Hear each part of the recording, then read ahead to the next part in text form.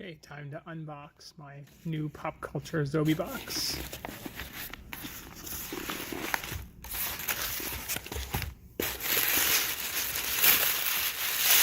At work, of course. First up, we got the pin. Looks like it's a Godzilla. That's cool. Umbrella.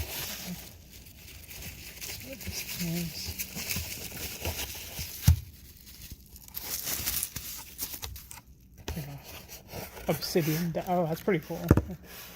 Just in time for the final season. Kill some White Walkers with my obsidian knife.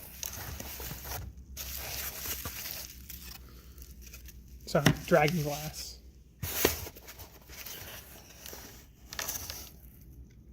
Dark Matter Pops card. Okay, on to the flats. Bill and Ted print out of 400. I'm guessing that's the less limited one.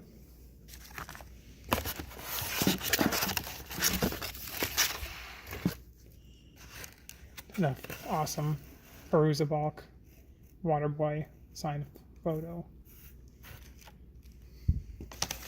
And here's the